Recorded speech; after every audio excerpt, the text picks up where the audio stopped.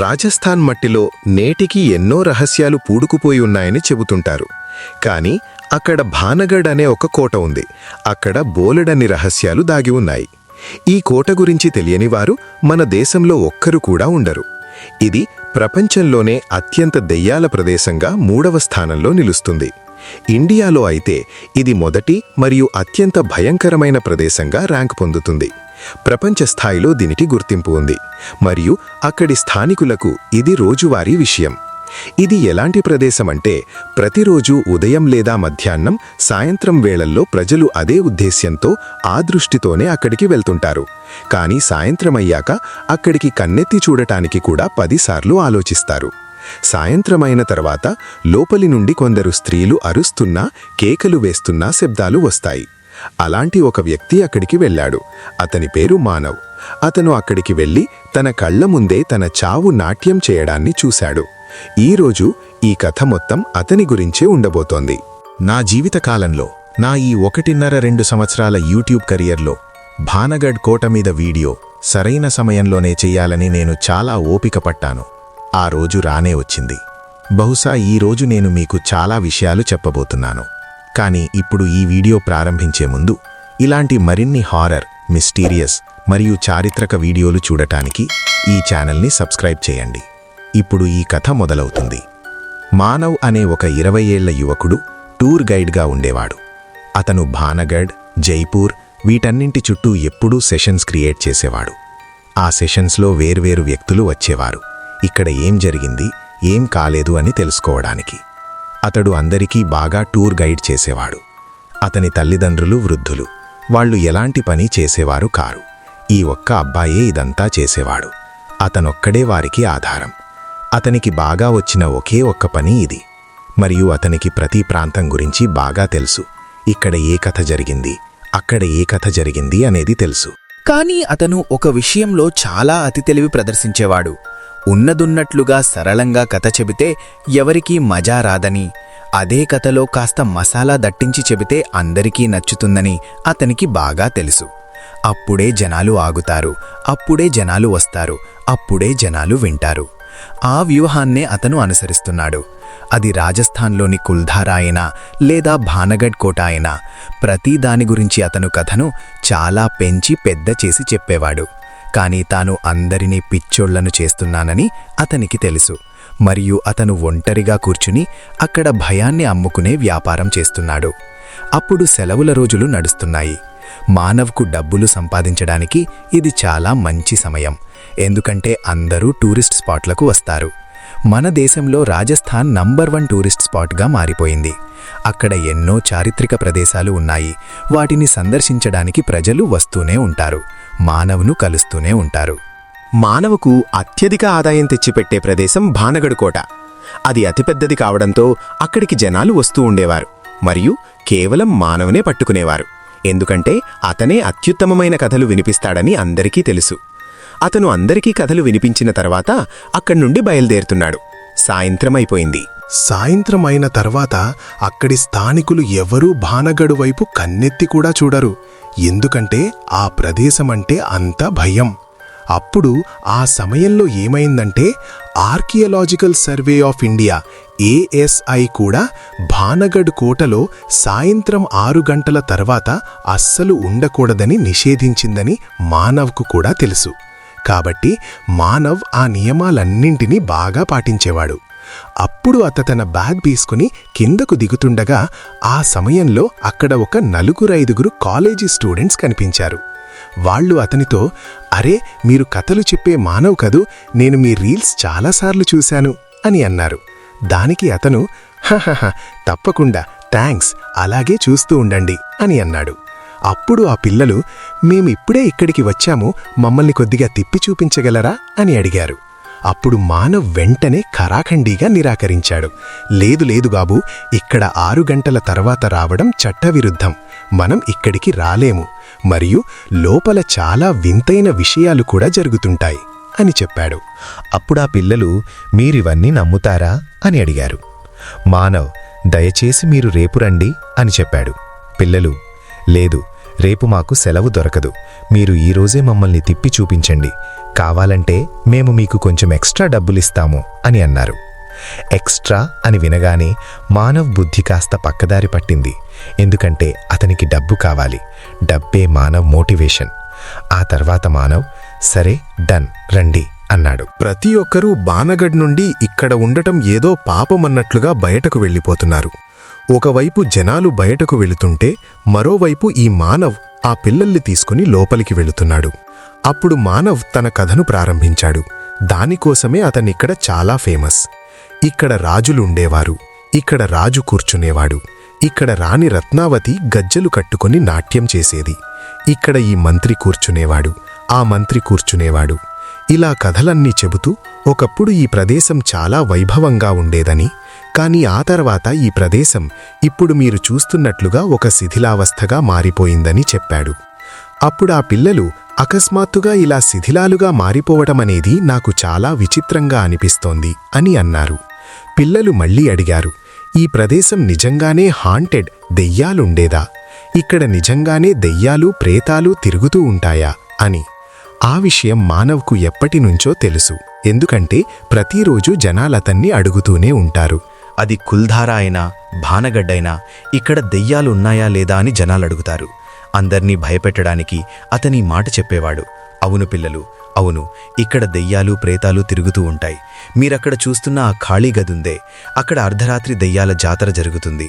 అక్కడ మీరు చూస్తున్న ఇంకొక ఖాళీ గదిలో రాత్రిపూట స్త్రీల గుంపు కనిపిస్తుంది. ఇక్కడ సూర్యుడు ఉదయించడానికి కొన్ని క్షణాల ముందు ఈ కోటలో నుండి చాలా గట్టిగా అరిచిన కేక వినిపిస్తుంది. దాంతో ఇక్కడున్న ప్రతి అణువు ఉలిక్కిపడుతుంది అని చెప్పాడు. ఈ కథ తర్వాత ఆ భానగఢ్ మొత్తం ఒక గాఢమైన నిశ్శబ్దంతో నిండిపోయినట్లు మానవ్ కనిపించింది. అకస్మాత్తుగా మానవ్కు తన వెనక నుండి ఎవరో పరిగెత్తుకుంటూ వెళ్ళినట్లనిపించింది. కాని పిల్లలందరూ అతని కళ్ల ముందే ఉన్నారు. అది అతనికి చాలా వింతగా అనిపించింది. అంతలోపు ఆ స్టూడెంట్స్ అందరిలో ఒకరు ఈ మాట అన్నాడు, కథ చాలా భయానకంగా ఉంది. నేను వాష్రూమ్కి వెళ్ళాలి. నాకు అర్జెంటుగా వస్తోంది. నేను వెళ్ళి వస్తాను. అప్పుడు మిగతా స్టూడెంట్స్ అందరూ, లేదు, మేము కూడా వస్తున్నాము, మాకు కూడా వస్తోంది, మేము కూడా వస్తాము. ఆ తర్వాత మనమందరం ఇక్కడి నుండి వెళ్ళిపోదాము అని అన్నారు. అప్పుడు మానవ్, సరే మీరు వెళ్ళిరండి, నేనిక్కడే వెయిట్ చేస్తాను, రండి, నేనిక్కడే నిలబడి ఉన్నాను అన్నాడు. అప్పుడు ఆ స్టూడెంట్స్ అందరూ వెళ్తారు. మానవ్ అక్కడే నిలబడి ఉన్నాడు. అటూ ఇటూ చూస్తున్నాడు. అతని కళ్ల ముందే సూర్యుడు అస్తమిస్తాడు. చీకటి పడిపోయింది. 5 నిమిషాలయింది, 10 నిమిషాలయింది. ఈ పిల్లలు ఇంకా ఎందుకు రాలేదు? ఇప్పుడు అతను అలాగే వదిలేసి వెళ్ళడు కూడా. సరే, ఇక్కడ ఏముందో నేను చూస్తాను అని అతనొకసారి టాయిలెట్ దగ్గరికి వెళ్లి చూశాడు. వెళ్లి చూసేసరికి అక్కడ ఎవరూ లేరు. అంటే ఆ పిల్లలు మానవ్కే టోపీ పెట్టేశారన్నమాట. మోసం చేశారు.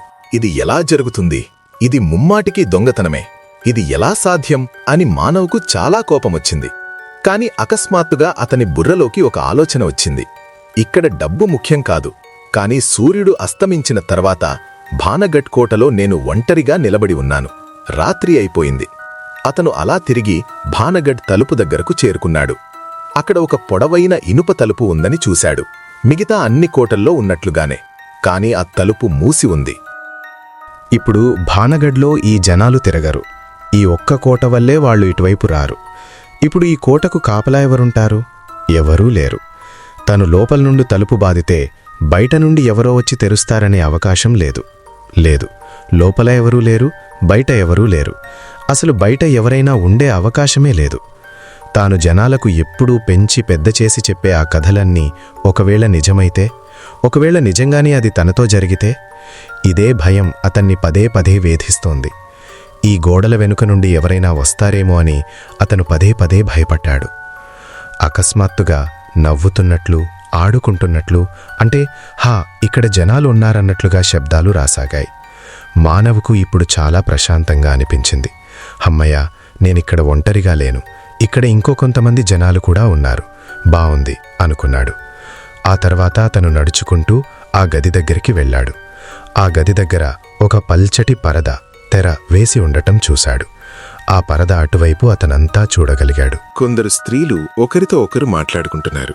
కొందరు స్త్రీలు నాట్యం చేస్తున్నారు. కొందరు ఏదో తింటున్నారు. కొందరు బహుశా పెయింటింగ్ వేస్తున్నారు. ఇవన్నీ అతను చూస్తున్నాడు. అప్పుడు అతను వాళ్లను వెళ్ళి కలుస్తాను, వాళ్ళు బహుశా నాకు బయటకు వెళ్లే దారి చూపించి సాయం చేయగలరేమో అని అనుకున్నాడు. ఆ తర్వాత అతను ఆ పరదాను తీసి ఎదురుగా చూసేసరికి అక్కడ కేవలం చీకటి మాత్రమే ఉంది. అతనికి తన కళ్ల మీదే నమ్మకం కలగలేదు. ఇవన్నీ నేనేం చూస్తున్నాను? ఇప్పుడే నేనేం విన్నాను? నాతో ఇదంతా ఏం జరుగుతుంది? 2 క్షణాల క్రితం ఇక్కడ ఇంతమంది మహిళలున్నారు కదా, ఇప్పుడు ఎవరూ లేరు. అకస్మాత్తుగా అతనికి చలి వేయడం మొదలైంది. అక్కడ చలి చాలా పెరిగిపోతోంది. సరే, ఇక్కడ్నుండి ఈ గదిలో నుండి బయటకు వెళ్దాం అని అనుకున్నాడు. అతను ఆ గదిలో నుండి బయటకు రాగానే ఒక మహిళ నిలబడి ఉండడం చూశాడు. ఆ మహిళ కాస్త నిరాశగా, విచారంగా కనిపించింది. బహుశా ఏడుస్తున్నట్లుంది. అతను ఆమె దగ్గరకు నడిచి వెళ్ళి ఆమె ముఖం చూసేసరికి ఆ మహిళ ముఖం మీద ఒక భయంకరమైన చిరునవ్వు ఉంది. అతను చూస్తుండగానే ఆ మహిళ అక్కడ లేదు. ఆ తర్వాత దూరం నుండి ఎక్కడి నుంచో అతనికి వెలుతురు కనిపించింది. అప్పుడు అతను దాని వెంట వెళ్ళాడు. ఇక్కడ బహుశా ఎవరైనా స్కూటీ లేదా బైక్ వాళ్ళు ఉన్నారేమో అనుకున్నాడు. అతను వెళ్ళాడు. అక్కడ ఒక దుకాణం ఉండటం చూశాడు. అక్కడి నుంచే వెలుతురు వస్తోంది.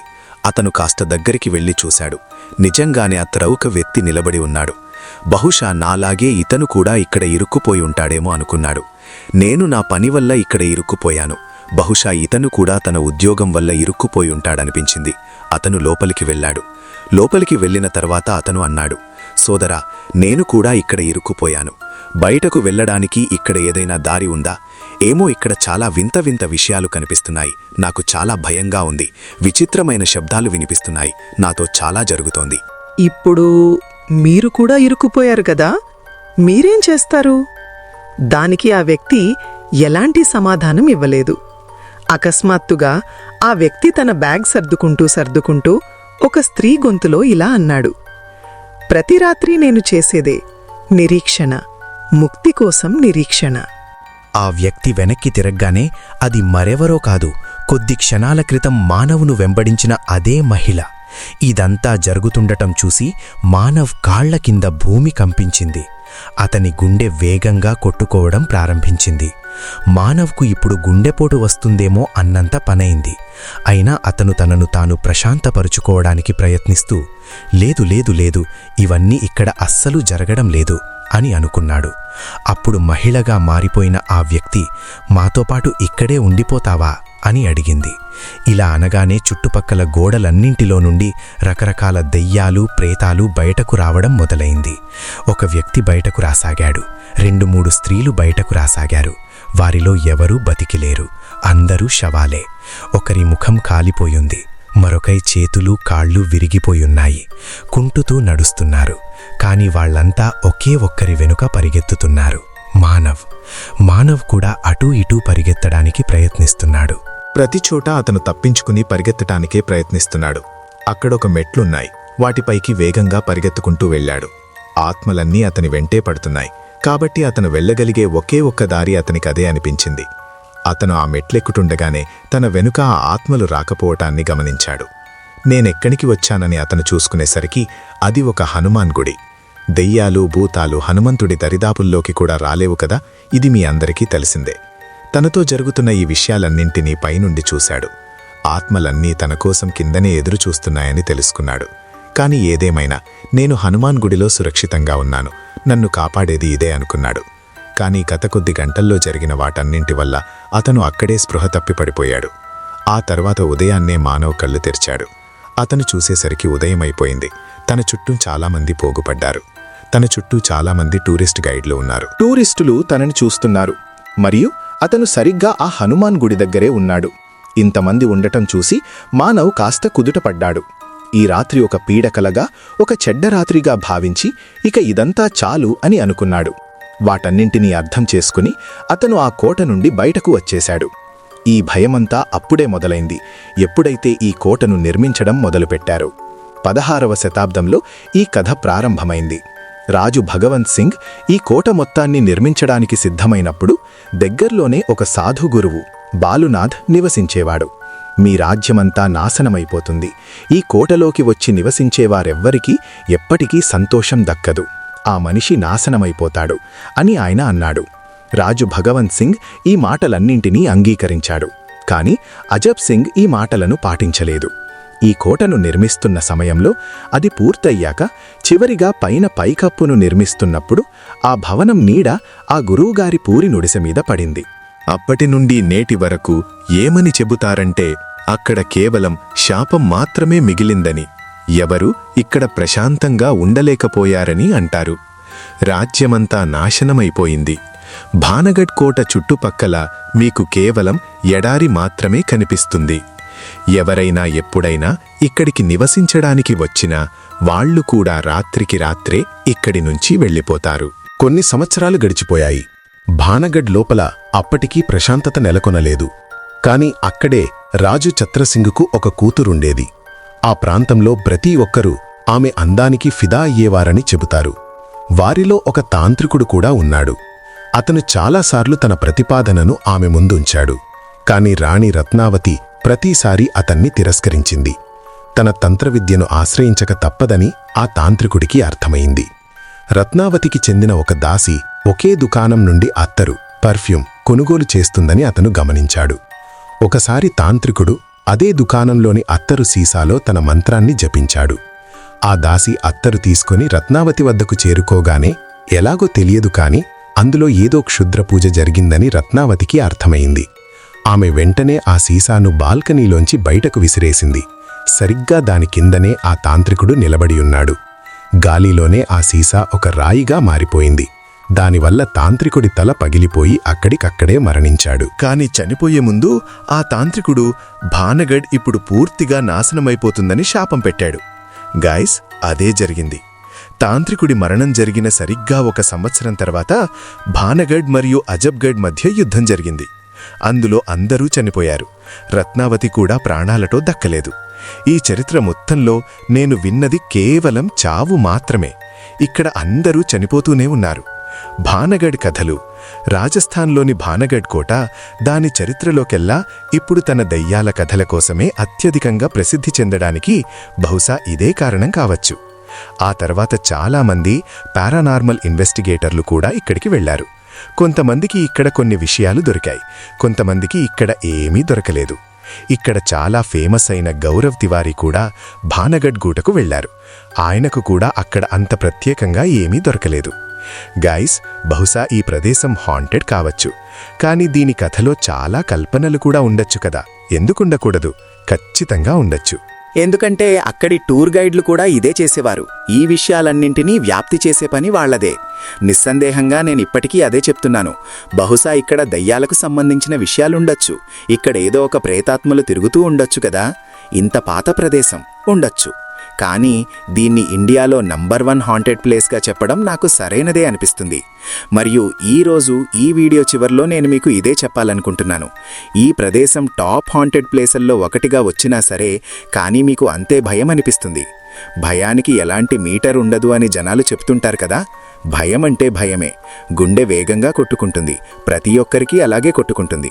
భయానికి ఎలాంటి మీటరు ఉండదు. కాబట్టి కేవలం భానగఢ్ మాత్రమే ఇండియాలో ఒకే ఒక్క అతిపెద్ద హాంటెడ్ ప్లేస్ అని నేను అనుకోవడం లేదు. దీనికంటే కూడా భయంకరమైనవి హాంటెడ్ ప్రదేశాలు ఇంకా చాలా ఉన్నాయి. నేను మిమ్మల్ని ఒక ప్రశ్న అడగాలనుకుంటున్నాను.